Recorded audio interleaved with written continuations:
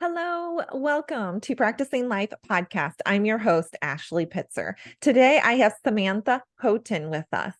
And I'm going to call her a friend. We used to do, if you will, a hypnosis group together. This is where I was first introduced to her. And it was so much fun because, all around the world, you have soul family. And so here I am in the United States, and Sam is in UK or London. And here was somebody that we met on the internet in this group, and we just clicked. We had so many things that it was like we were speaking each other's words all the time, and I really just enjoyed the time that we had with each other. And what's really interesting is it was it was a turning point in my life where I had decided that I was going to write my book. And do you know what she is? She is a writer herself. She is a book coach. She is so much. So before I dive into this, I am going to read her bio so that you can know everything, because her bio is so precise and it's going to be all about what we're talking about. So if you've ever written a book, if you've wanted to write a book, if you don't know what you're doing and you just want the support, this podcast episode is for you. Sam is your girl. So Samantha Houghton supports authors to authentically write their transformational stories to impact the world. She is an award-winning author, intuitive ghostwriter, and inspirational book coach. She works in the genres of memoirs and self-help books. Her specialty and passion is in trauma and overcoming adversity, helping entrepreneurs to help and get aligned and visible with their stories. She believes one story can change the life of many. She is also I'm going to repeat that. She also loves to tell inspirational stories as a passionate speaker, adores coastal living, and embraces her high sensitivity. Trained as a hypnotist, Sam sometimes brings hypnosis into her work to support clients by eliminating limiting beliefs and fears. So welcome, Samantha, or we'll call you Sam, whatever one you prefer. Call me Sam. Yeah, All yeah, right, sure. Sam. Hi, Ashley. Great to be on here. Thank you. Oh, you're welcome. I'm very happy to have this time with you. It has almost probably been a year since we've both been in this group. So it's the first time I'm getting to see you in a long time. But let's Yeah, dive in. So tell yeah. me, what is your story? Like, how did you become who Mhm. you are today? Mm. Yeah, so the written word has always been a massive part of my life, and books in particular, and writing, of course. Our joint love here, writing, reading, you name it. And that really comes from, I think, being a naturally a creative person, but being probably more than anything a deep feeling person. I very much relate to, the terminology empath, uh, very intuitive, that kind of thing. And but the things I found, collectively named as, like, you could call it trauma, when I was a young person in particular, I went into a phase of my life that went on for quite a long time, where the trauma affected me in such a way that I was not mute, but not far from that. And so the best way for me to communicate, and kind of always has been really, is to write. And so I really came out into my own with that, and the whole self-expression. When I was younger, it used to be a lot. I used to write fiction and short stories and poetry. I used to love that. That was really my thing at school, creative writing. Um, but then it kind of shifted from that, like I say, into more real life stuff, and it really became a way of coping and managing my emotions, which these days we talk about a lot, and we call it journaling. It's often called journaling, that's the popular term. But yeah, I kept a diary for years, and yeah, that's what kind of really got me started, I guess. That and creative English at school, and then yeah, I just really embraced that. But then again, the path that I was taking on with what I was going through as a young person, obviously those things that happen in your younger years can impact you for years to come, which was the case for me. And yeah, life was quite a big struggle for a long time for me. And then it was kind of like when I was in my 40s, really, my early, yeah, would have been around about the 40 mark.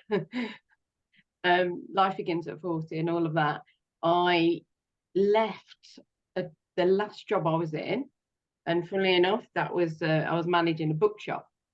Oh, And yes, the books are always featured in some way or another. And I think for me as well, the big passion there was like, again, this is like going back in the years before our beautiful internet, which we're using right now. Books were my best friend when there was not really that support around me that I needed to deal with what I was going through.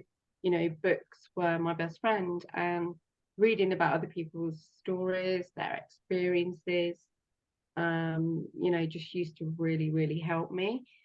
And to the point where it's kind of like, I don't know if you can relate to this, but sometimes I just look back and I feel like my life did a great big circle, kind of loop back. So hindsight. like yourself, yeah, yeah. Kind of like yourself, like becoming an author, like in, for me, more of it in my, say, later years. That makes me sound really old, doesn't it? But like my mid, let's call it my mid years. It's kind of like, that's what I wanted to do as a child. That was my absolute childhood dream, to be an author and to be a journalist. And even though I've not gone the journalist route, there's quite a lot of likeness there with ghostwriting, as in digging into stories, digging into people's experiences, human psychology, all of that really great, interesting stuff. And so it's like I have become, you know, what I wanted to be when I grew up. But the fulfillment in that is immense. So you knew, like you vividly recall wanting to be an author as a child. Absolutely, yeah.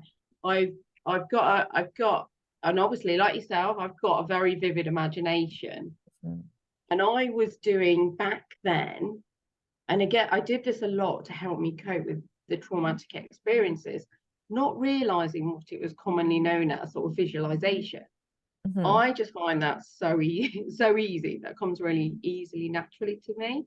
Mhm. And learning how to use that, I suppose, so you can kind of almost escape difficult situations you're in, but then you can bring that into, you know, your work, your passions, creating imaginary worlds, creating characters, or create, you know, ideas, that whole creativity. You're nodding. I know you know exactly what I'm saying there. Well, so I just to kind of relate to your story. So as a child, I also had trauma and I had selective mutism. So that is where I only had a handful of words that I was able to comfortably say because my shyness and my fear of, you know, doing anything wrong to get punished was so intense.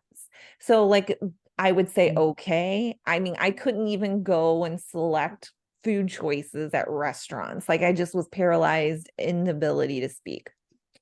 And so for me as a child, because I didn't speak, but I really, really wanted to, I was always envisioning conversations in my head all day. Wherever you would be, I'd be like, well, this is what I want to say, and this is what I want them to say back to me. And I would be like, blah, blah, blah. Yeah, But the thing was, there yeah. was plenty of space for me to imagine because I wasn't communicating with anyone and I was often left behind. I wasn't invited to parties. I wasn't invited over to people's houses after school. I was alone all of the time. Yes, sounds very similar.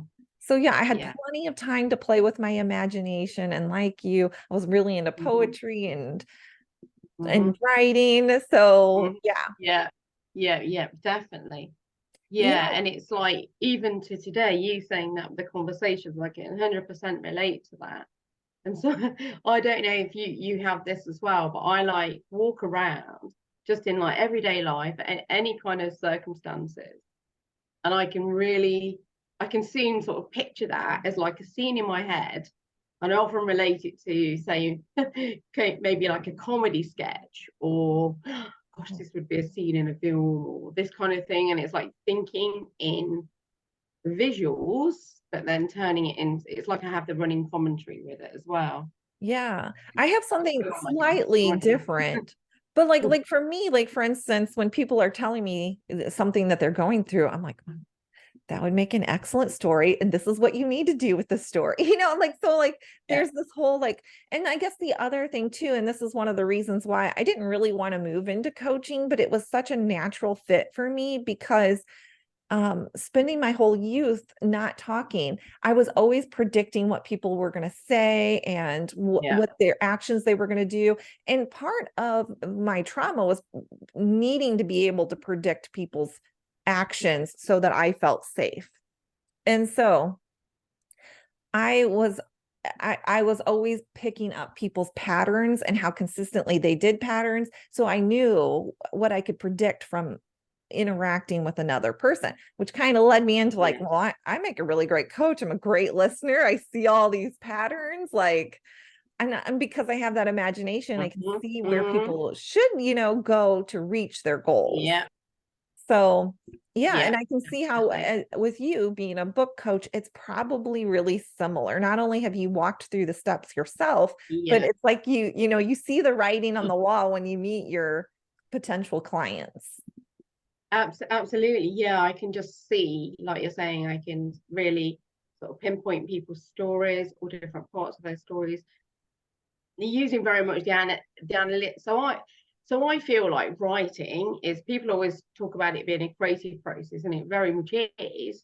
But I also think it's like very analytical as well, because of how to structure things, of how to weave things together. And it's like bringing those two components. I don't know how I came across it. I was just reading the traits about a book coach, writing coach the other day, and I was like, yeah, I just like literally tick every box. And it's just like, I always joke, really, but I just say, so when I was younger, I had a lot of different types of therapy to try and help me. And I always say to this day, like the best therapy I ever did really was writing my book, Mhm. because the transformation on the other side of that was just, yeah, incredible. It was like, again, really able to identify um, patterns I still had and things like that, Mhm. and then able to do the work around that to change it.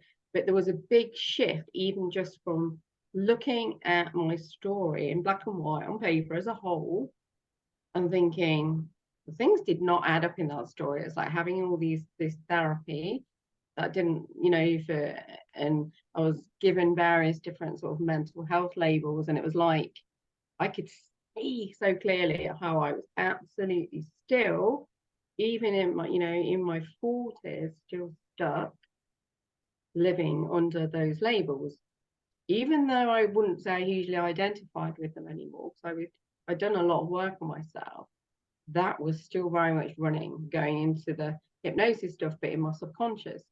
So just that, writing my story, helped me to really see that. And I really let that identity go, which was really holding me back. And then massive growth in the last 6 years, just from that alone, it was like so powerful for me.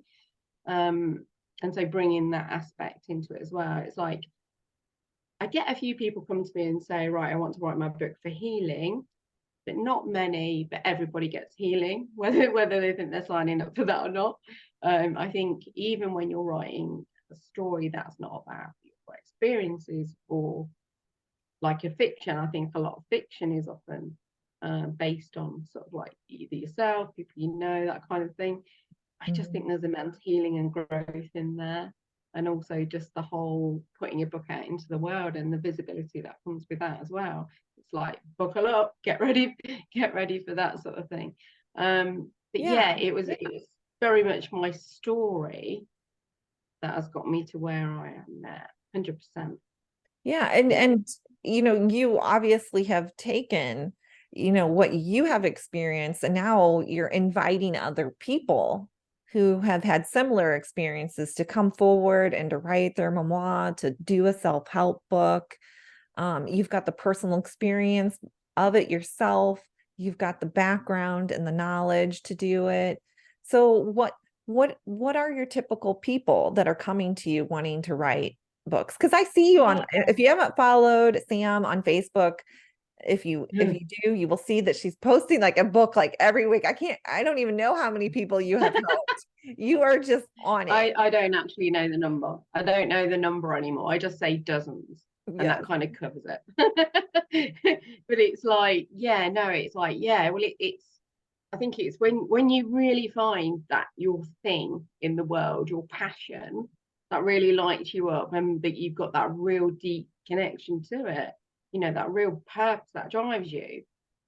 It's say effortless, but it's not like work, as in going to a job you may not like, that kind of thing. It's something you love to do. It's so natural, isn't it? And it just like a flow, you just roll with it. So it's like, I think people think that it's like, oh my gosh, they're knocking out more books, but it's just like, it's that passion, that burning desire. And it's like, I get genuinely excited about everybody's story. And people come, and I don't like to put people into groups and things, but it's kind of like, certainly when I first started this about 6 years ago, most people were not even in business. I was more attracting non-business people who had like really inspiring stories. And then I started to attract more business people. I was a business person myself. And in it, I think obviously as you as a person, as you're evolving as well in your growth, you can attract different people in, can't you? But I'm very, very passionate about people who have gone through, immense trauma, because I think there's so much we can learn from that. And to overcome things is such an accomplishment, as a human, isn't it? And it's when the odds feel so immense that we don't know how we're going to get over it, and then when someone does and they get through to the other side, that is to me is just the most exciting thing.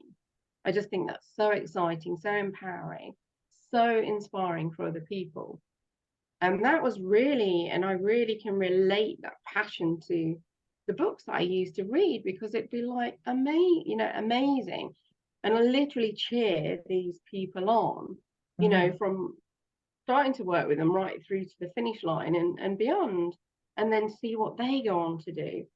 So these days it's very much sort of, entrepreneurial people that have got a story. Now I'm going to say an inspiring story. I absolutely think they are, but many people don't think their own story is inspiring, and they doubt it. The inner critic comes out. But absolutely inspiring stories. They all have these inspiring stories, and it never ceases to amaze me, what people have gone through and what they've come out the other side with. Can be unimaginable things, and you're like, sometimes it's like, how is that person still standing? But that human resilience is incredible, and I just think that's something to really be celebrated and to shout about. And people who have transformed themselves in whatever way that is, the world needs that. The world needs those stories. Yeah, they do. Because just like you as a kid, they helped you, and you don't know how many people it's going to help. And for the audience, they don't know this, but I actually I want to say interviewed. I don't know what you say, but I reached out to Sam when I first started writing, and I was ready to get an editor, and I reached out to her knowing that she did this. Now, I chose to go with somebody that works specifically in fantasy, verses, but I was like, oh, one day I'm going to be writing my story and coming back to you. But anyway, Sam has written 3 books that have been published, and then she has ghost written tons of books. So even if you come to her and you don't even know how to put this together, I got to tell you the truth. I did not know what a ghostwriter was like 2 years ago. A lot of people don't. Yeah. I did not They know. think it's more writing scary stories.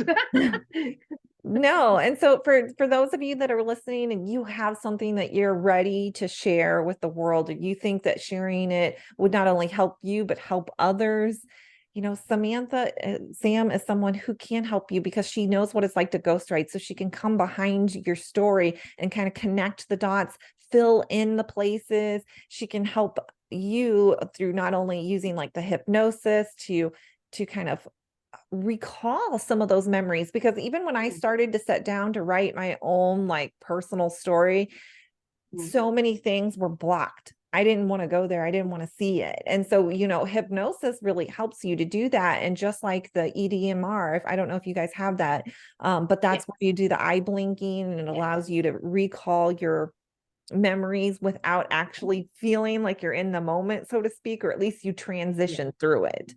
Yes. So hypnosis is very similar to that. You're aware of what's going on. You can recall the stuff, but you're not in there, and you can give yourself the tools that you need to be able to heal and really transition and let go of that. And so these are all things that make you like a really powerful, an in-depth coach who can really support everybody, the whole 360. So if you don't know how to write your story, but you want to share it, a ghostwriter, a coach, a hypnotist, boom, all there. Yeah, all all of it there in one Hazam. Yeah. I've got an amazing example actually at the moment. A lady I'm working with, she's reasonably local to me where I live, and so we meet up and we do so with ghostwriting.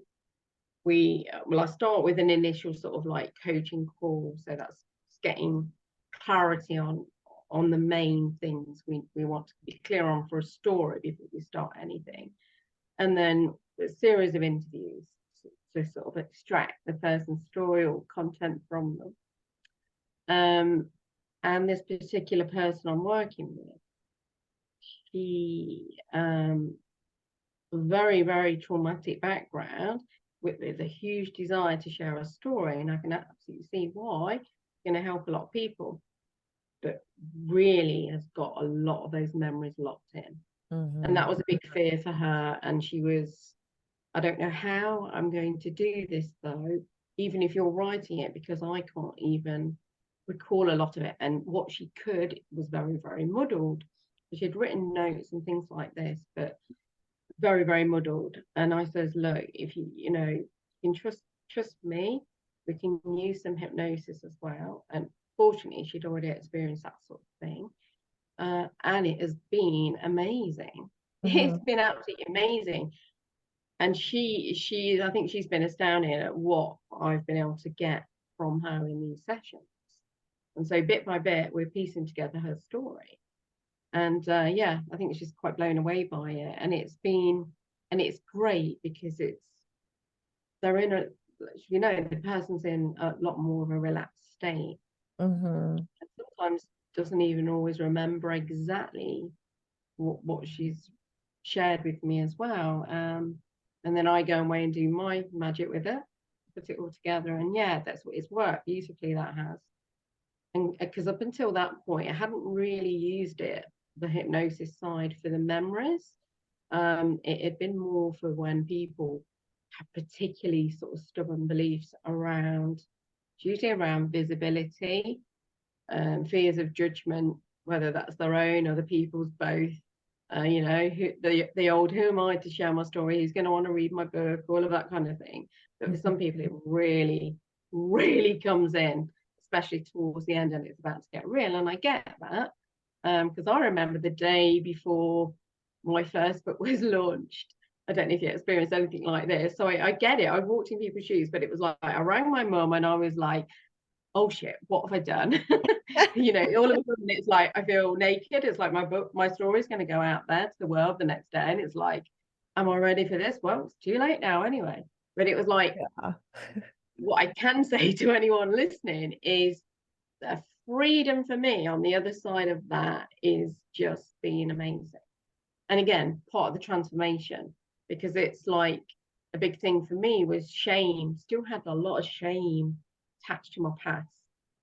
Still things I just couldn't seem to let go of. And it was like, for me, I guess my intuition was telling me, you know, the antidote to that is to let's be very open. Let's just put Yeah, it let it out come there. to light. When you Yeah. bring light onto anything, it just makes Yeah. the darkness go away. It does, it does. And then when it helps, I always say there's different layers to it as well. It's like, so that's immense anyway. But Mm, then when you get that feedback, actually writing it then is another level and publishing it. And then when you get that feedback and you know you've helped someone else, there's so that's much just healing. yeah, so much healing to know that you've helped someone else as well. And it gives, I think the biggest thing of all is giving meaning. So if you've been through immense struggles, you know, give meaning to that. Because I think it would have been very, very easy for me to have felt quite hopeless and think, you know, well, that's way over half of my life, almost like written off because Mhm. of being traumatized. Just you just accept it, because it's all you've known. And then Yeah, you and how get to rubbish be an is that? adult, Yeah, you yeah. don't And it's have to like, deal well, with it. no. And it's like, well, actually, yeah, even though I struggled for a long time, there was something in me, I just couldn't seem to just leave that. I needed to put purpose to that, meaning to that, and then turn that into something really great. And that really excites me as well about the whole, writing about your story. Because I just know I talk about an author first approach, and it's like, yeah, everything I support with or teach or do for other people, it's the path I've walked on.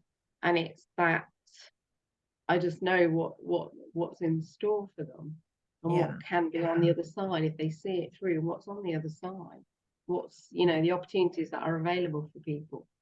When I was talking to you and asking you about working on my book and editing it, I remember I was like, I can't believe how much it costs to have an editor. And I was going through this, like, I may not ever recoup this money. And I was Mm. going through this whole like mental process with you while we were talking. And you were like, it's not about, how much money you make on your book. It's about what happens when you release the book.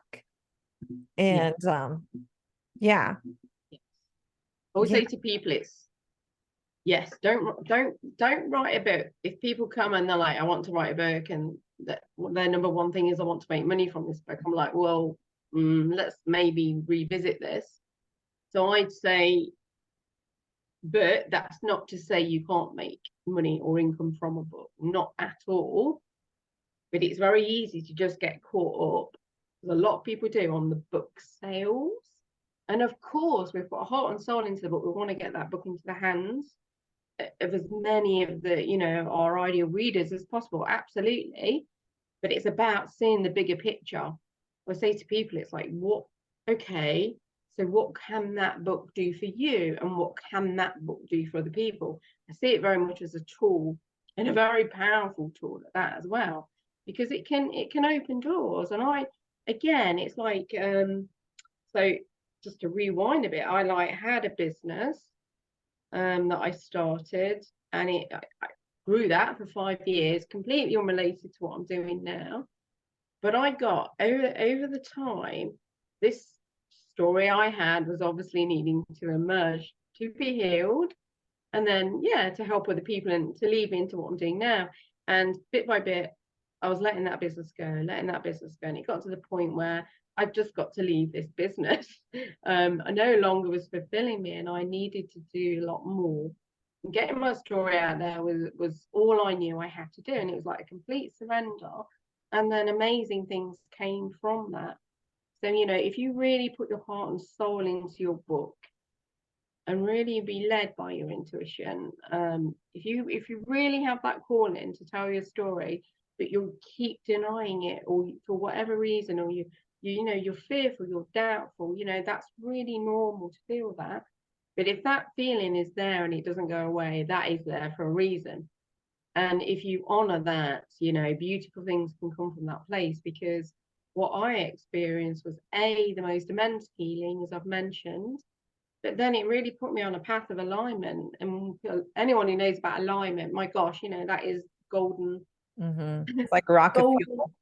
dust. Yeah, it's the magic. It And is. it's like that first year, especially, because I kind of, I can see that in you, like at the moment, that first year of like after releasing your book, it was magical. Stepped onto this path of alignment, and it was like the synchronicities, the things that came into my life were just unreal, and just attracting all kinds of opportunities, people, clients, super quick. Was attracting clients, but some of the most amazing opportunities to heal even further came in. Things you wouldn't even think are possible. It's like, so just to touch back in, like when I was 15, the struggles I was going through at the time, back then they didn't really talk about trauma. So I was seen as a school refuser, depression. I was given antidepressants at 15. I was self-harming, anxiety, all of those things, and kind of get labeled. And I was put, because I wouldn't go to school and I was in a bad way, I got placed into a psychiatric unit for teenagers, and I was there for quite a long time as an inpatient. And it's in that, so I was in there, but then when I was out there on the road with my book, doing book tours and all kinds of things like I see you doing now, and I absolutely embraced it and loved it. One of the things that came to me was a lady. It was at an event one day, and a lady I could see she was really interested in my book, and we struck up a conversation. And my goodness, it turned out she'd only been to the same unit as I'd been in. Oh, It was wow. like that only housed about 12 people, was 12 young people at any one time. And, you know, most people have quite long stay. So the chances of that. And we met up, we connected, and we met up, we met for coffee, we talked about our experiences. And that was super healing, I think, for both of us.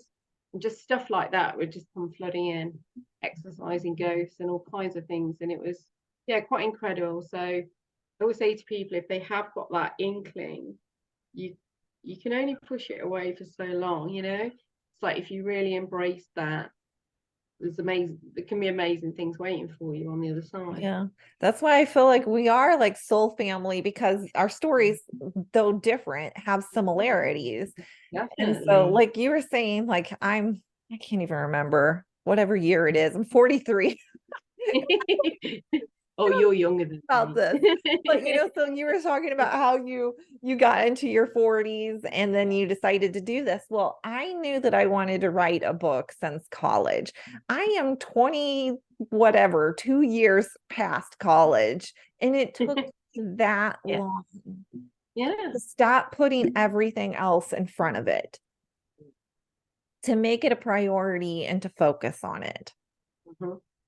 So, I mean, I totally get anybody out there. Sam gets you too. We've all been there. We've all thought about it and had those little nudges and been like, not now.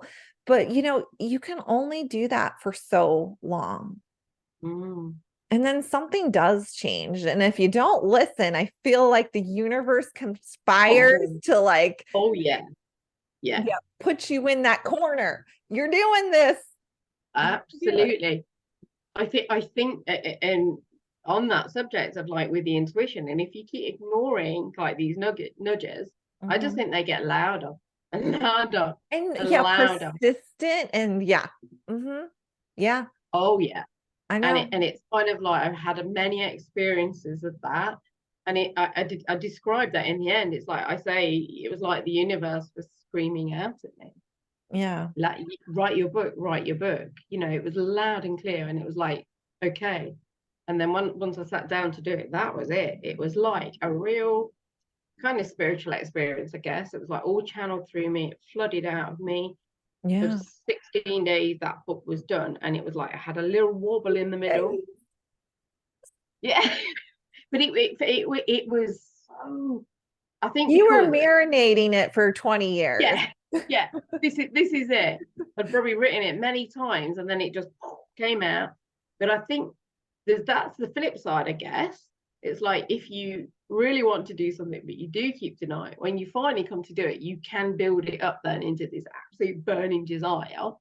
And it absolutely was. I couldn't, there were flames coming out of the paper pretty much. It was like, but it was like, it was an incredible, intense experience. But oh yeah, one of the best after having my son, it was the best gift I ever got. So. Yeah, I will just add to it another side for people that are listening to this, because I also ignored the nudge for a long time. And we talked when we were talking about working on my book. And I was telling Sam, I was like, you don't understand. This book just flowed out of me. Not in 16 days. I'm going to let you know it took more like 6 months. Fantasy might be different. I don't know. That's still good. That's still really good. Yeah, it just really came out of me, and I didn't question anything. I didn't understand why I was writing some things. It just all came in. And like you were saying, like I was thinking about the whole childbirth too. Like, you love your kids and everything, and they're like the light of your joy. But when I stood up in front of all these people and did my first like book signing and had my speech, I never felt more powerful in my life. Like I was just like whoosh, energy is flowing. It's incredible. Yes. For all of you out there who want to write a book, this feeling is so good. It's worth it. Oh, It's worth it.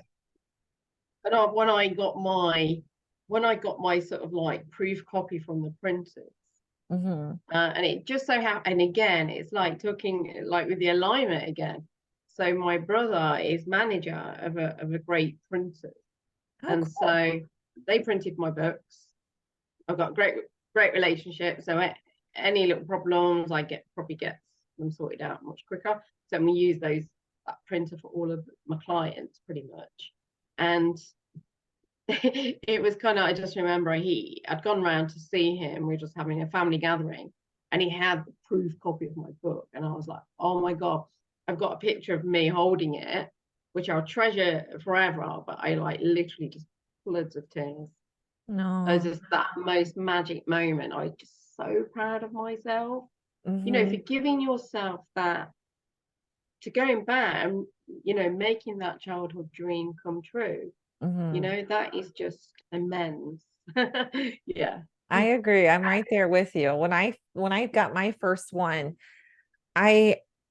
I was fine in the moment. I was like, wow, this is so monumental. Like I knew it in that moment, but then afterwards, I was like shaking, and I was like, I don't know what to do. I'm like, I'm a yoga instructor. So I'm like doing all of these breathing exercises. I'm doing all of this stuff and I'm walking and I was just shaking because there was just so much energy in my body. I didn't know what to, I had to go out and dance. I had to dance that out of me. I just celebrate that book. I know. Oh, I can remember screaming and shouting and just like, this huge joy and a lot of emotion and the energy. And it's like, I guess it's like, and again, just seeing that picture behind you with your book on there, the birth challenge, that, some people refer to it as birthing a book. And you can absolutely see why. Because I often did call my book my baby. This is my kind of second baby. I've got my son, he was my first baby. But this is my other baby. And it's just, it is fabulous. So, if anyone sort of listening, it's, if you do have that little inner knowing that you keep pushing down, honestly, I really urge you to listen to that, honor and respect it, and take action on that, because it could lead you to the places. I just know, like in my life, when I've really listened to my intuition and really followed that and not doubted it, not feared it, it always leads me to a really good place. Yeah. It opens doors, doesn't it? It's that inner knowing. And I just think the conditioning we get in society just really helps us to shut that down, or to question it, or to not even hear it. World's so busy, isn't it? Especially with the internet. There's so many distractions, and so like for me, when I was writing, one of the things that people were always saying, was that you got to write so many words a day. And, I was like, that's not going to work for me, right? Because everybody is so different. And Yeah. so I just set a timeline, like a time limit for me. I would sit down and I would write, and whatever happened, happened, and I moved on because there was other things going on in my life. And, I just found that there were days where that time I was like you're saying, like burning paper, you're just flying out stuff.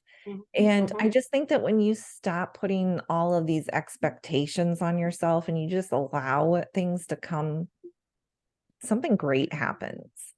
So it is a lot of that conditioning. It is all of these things. Like this is a side topic, but just so, to emphasize how we are conditioned. Like I am writing a short story right now as like a free giveaway, kind of a backstory to my birth challenge book.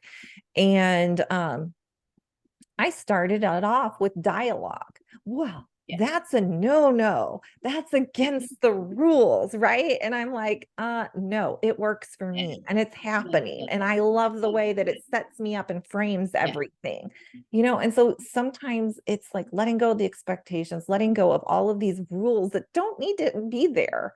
I mean, they're there for a reason, but it doesn't mean that that needs to apply to you. Yeah, exactly.